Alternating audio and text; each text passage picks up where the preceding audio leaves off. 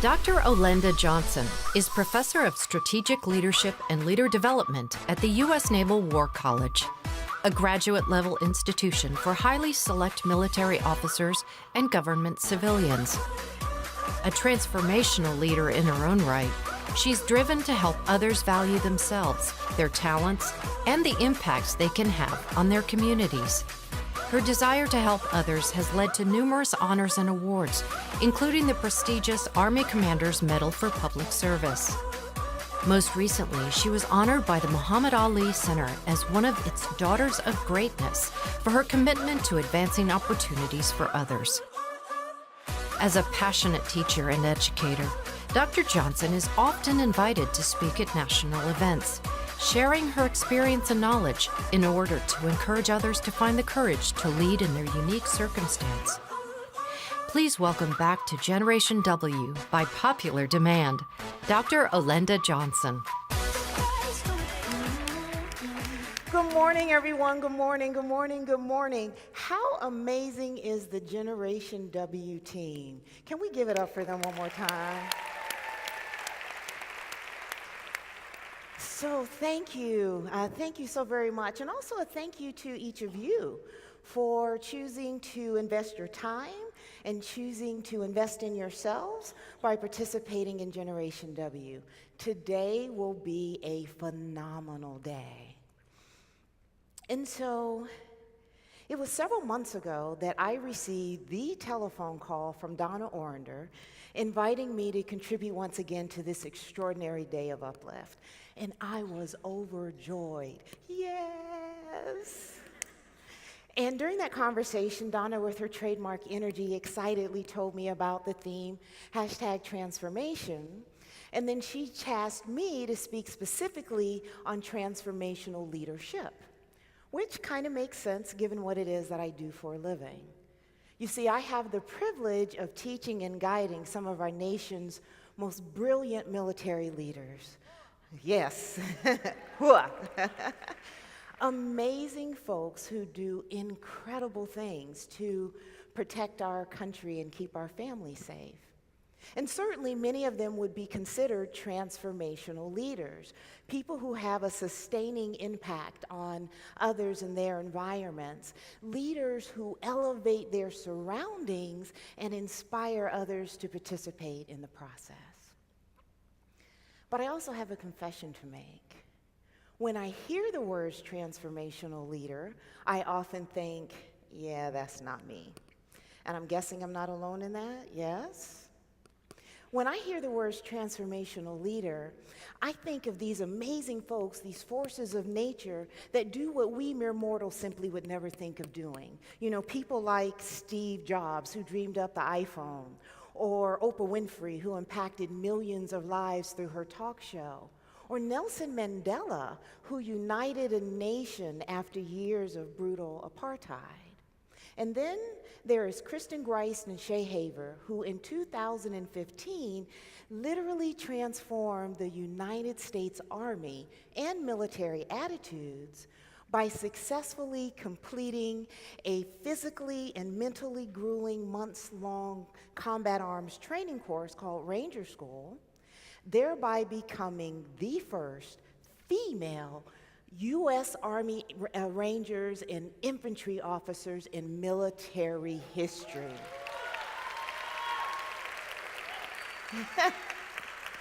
Can you say #transformation?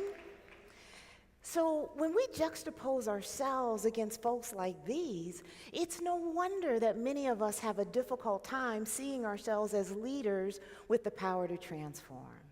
However, here's the thing. More and more I am finding that it is inaccurate to assume that only great people can do grand things. Arguably, there is a transformational leader in all of us. As individuals, we have the power to transform our homes, our schools, our workplaces, our communities, and yes, even transform our nation. You see, I have found that our ability to transform, that is, our transformative power, comes from living out our passions. That thing that we enjoy doing the most, that thing that brings us the greatest fulfillment, whether caring for our families, working with those in need, pursuing our professions, or even engaging in our favorite pastimes. When we surrender to our passions, we are guaranteed to make a difference. And it is in that difference that transformation and transformational leadership happens. You see, too often we restrict the idea of transformation to grand acts shaped by visionary thought and determined by some larger purposeful action. And while that may very well be true in many circumstances, it doesn't always have to be the case. Sometimes transformation just starts as a small idea that simply changes someone else's experiences for the better and allows us to have a sustaining impact in unexpected ways. For example, like the single mother of 5 who was determined to graduate from law school, and when she finished, she included all 5 of her children in her graduation photos, holding up signs that said, "I helped, and we did it." That mother not only transformed herself and her children, but she inspired similarly situated parents to take the leap and pursue their own goals and dreams. Or the retired social worker who began hand-sewing dolls for children with missing limbs and other disabilities so that they could have a doll that looks like them, not only bringing them joy, but transforming the way these kids get to see themselves represented in the world.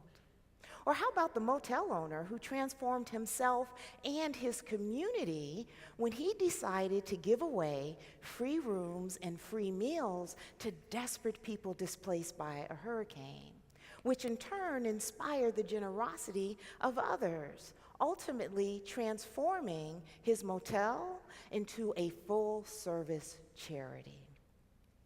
My point is this: when we strive to live out our passions and we reshape the way we conceive of transformation, we are positioned to release the transformative power that lies within us. And it is through that transformative power that we are able to have an impact on others and our changing world. Importantly, in order for us to transform our surroundings, we must also be willing to transform ourselves. When we grow, our passion grows. And when our passion grows, our power grows. And when our power grows, so too does the depth, the breadth, and the scale of the transformation we can engender. In fact, I have found that many times our first opportunity to release our transformative power may only be the starting point for the transformational impact that lies ahead. Here's what I mean, and please bear with me as I share a portion of my own transformational journey. As a small town girl who grew up in Cheyenne, Wyoming, yes, I did say Wyoming, I never in a million years would have associated me with being a transformational leader. Moreover, ask anyone who knows me and they will tell you that despite my official title, most often I describe myself as a teacher because teaching is my passion. Teaching is what I have been called to do. For me, there is no greater joy than helping others to learn and to grow. And so it was through my passion for teaching that I began my academic career as a business school professor at a historically black college, an HBCU in North Carolina. It was a place I felt called to be after completing my doctorate at the University of Pittsburgh. You see, as a product of an HBCU, I understood the potential impact that I could have on students and the lives that I could transform. At the university, I had a range of students. I had students who, with the right nurturing, could and did get into Georgetown Law on the first try. But I also had students that needed help with some basic academics, who eventually improved and then became the first person in their extended family to graduate from college. Both were amazing transformational leadership experiences. But unbeknownst to me, it was only the beginning of how and where my passion, my transformative power, would be released. Fast forward more than a decade, and one day I was sitting in my office at the university when I received a telephone call from someone at the United States Naval War College who essentially said, "We're looking for someone to help us with X, and you have been brought to our attention. We're calling to see if we can convince you to move to Rhode Island." Wait, what? Right. 3 months later, I was living in Rhode Island, transforming from an undergraduate business school instructor to a professor now charged with teaching and guiding mid-level and senior military officers. And where my undergraduates were just entering adulthood, these were folks with 15 to 24 years of military experience from all branches of service: Army, Air Force, Navy, Marines, Coast Guard, as well as some of their civilian counterparts from the State Department, the FBI, and the CIA. All very accomplished folks. Now, while I did have some limited experience in other military environments, and I could employ my passion for teaching, it was clear that this new role would be a whole new ballgame. And there was much that I didn't know and understand. And so in order for me to become the transformational leader needed to guide these very accomplished professionals, I had to seek out opportunities for me to develop and grow. And so it was within this aim that several years into my tenure at the Naval War College that I participated in a leadership summit at Duke University. The summit brought together thought leaders and leaders in their respective fields to share insights and gain perspectives. Now, such insights would be particularly useful for me because, in addition to teaching, I also served on a team who had the responsibility of advancing the way the Navy develops its people as leaders. So, are you following this transition? I had to transform from a university professor to teaching military officers, now to someone who understood how to develop people, which, as it turns out, just allowed me to apply my passion, my teaching and learning skills, just in a more advanced way. When we grow, our passion grows. Interestingly, also in attendance at this summit was the Vice Chief of Naval Operations. And let me put that into context. The Vice Chief is a 4-star admiral. There are only 11. 4-star admiral, number 2 person, second in charge over the entire United States Navy. Yes, he is a big deal. But he also happens to be a very nice person. So over the course of the next 2 days, the Vice Chief and I had several great conversations about Navy leader development, what our team at the college had learned, different ways to teach and educate people, what he saw as the biggest challenges facing Navy leaders. To be honest with you, that entire encounter, him, me, was surreal. After all, I am just a teacher living out my passion. 7 months later, I was once again sitting in my office when I received yet another telephone call. This time, it was the Vice Chief's lieutenant. his military aide. And she said, "Ma'am, the vice chief will be in town on X day, and he would like to invite you to join us for dinner." Oh my goodness. What? Wait, what? Yes, of course. Thank you. And then I got really bold and I said, "Can I bring a colleague?" You see, I have a partner in crime at the Naval War College, a old goat of a retired Navy captain who I love dearly. And he is as passionate about Navy leader development as I am about teaching and learning. And together we make a powerful force. Because here's the thing, transformational leadership does not have to be a solo endeavor. Transformational leadership absolutely can be a team sport.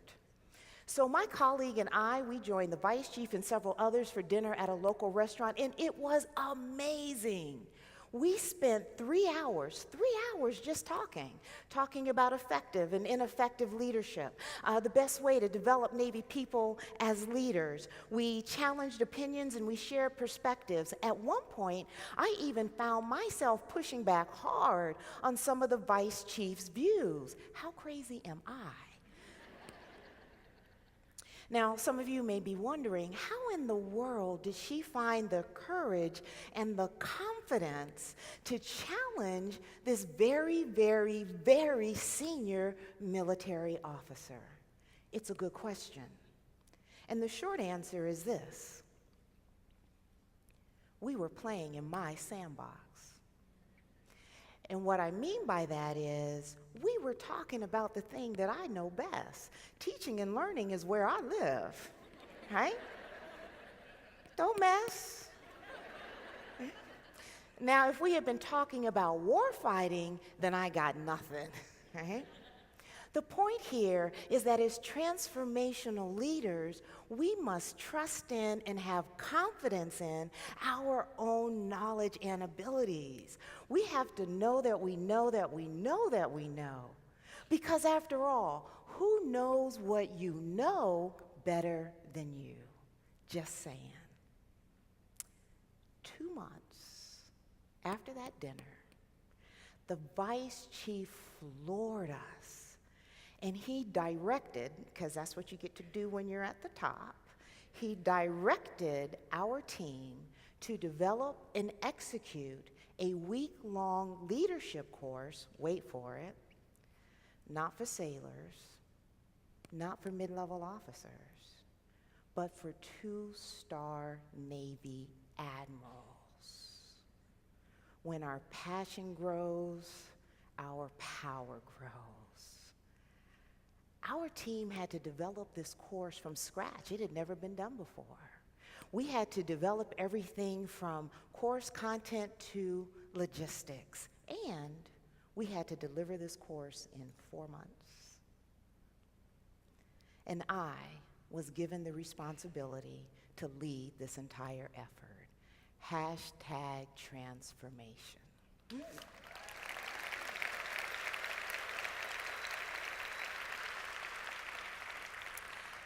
So over the course of the next several months, our team worked hard to decide what we needed these admirals to learn, how best to inculcate the learning, who would serve as presenters. And as team leader, it fell to me to elevate our efforts and inspire and motivate everyone to participate in this process. So I tapped into each person's strengths and their passions, allowing them to engage and to thrive.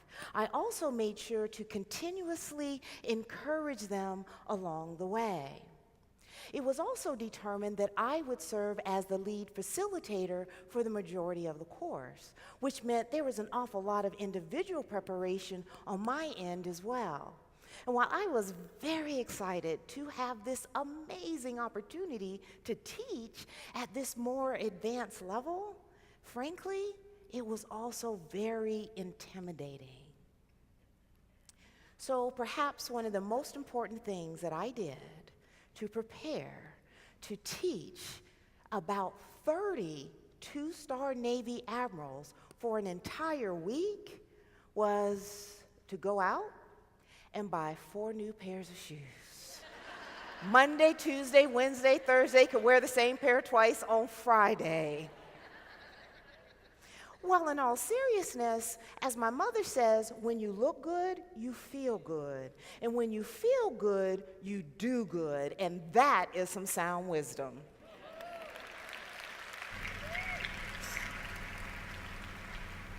Truthfully, I'm not afraid to tell you, I was terrified. Terrified. After all, I am an undergraduate business school professor who is being challenged to transform into a teacher and leader of senior military officers. But here's the thing. We cannot let fear keep us from transforming. It is impossible to release our transformative power if we let fear hold us back. And it is up to us to figure out the best ways to overcome those fears. For me, it's my faith. Maybe for some, it's practicing mindfulness. Or maybe for others, it is the encouragement that we receive from family, friends, and mentors. Or maybe it is deciding to focus on small wins and just take things one step at a time. Whatever our strategy, we must ensure that it is our passion that always prevails. That said, I am happy to report that our inaugural leadership course for two-star Navy admirals was a success.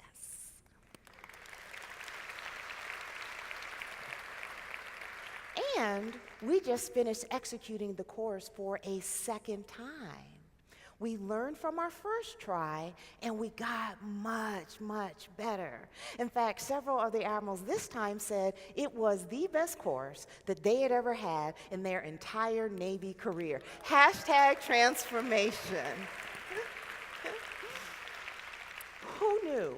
Who knew that when I began teaching at a small business school in the South, that one day I would be charged with leading the effort to transform the way the United States Navy develops its senior-most leaders? Certainly not me.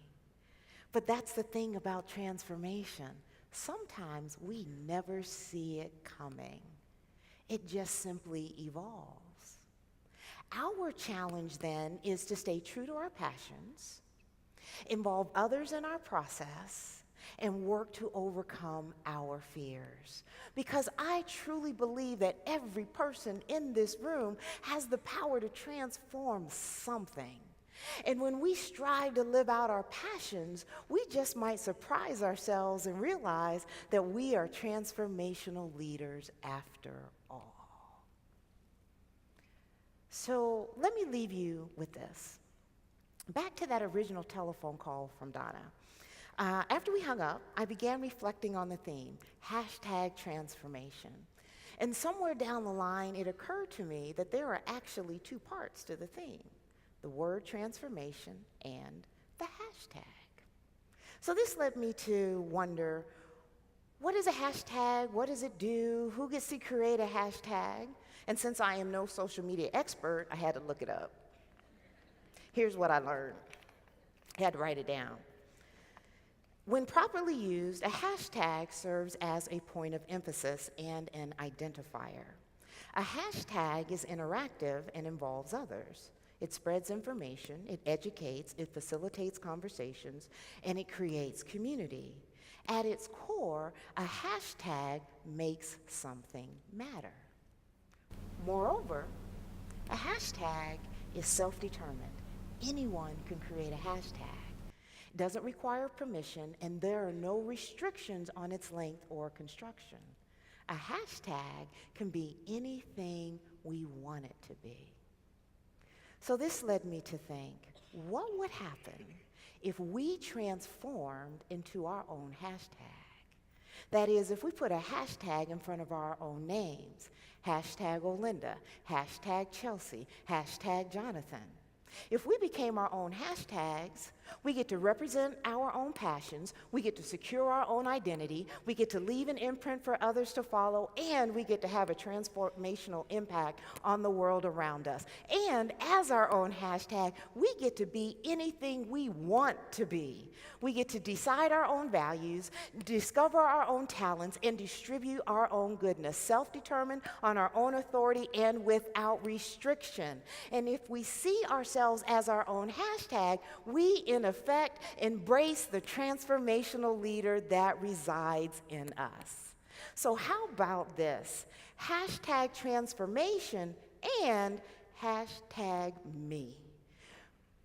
Go ahead, release your transformative power and be the transformational leader our world needs you to be. Thank you very much.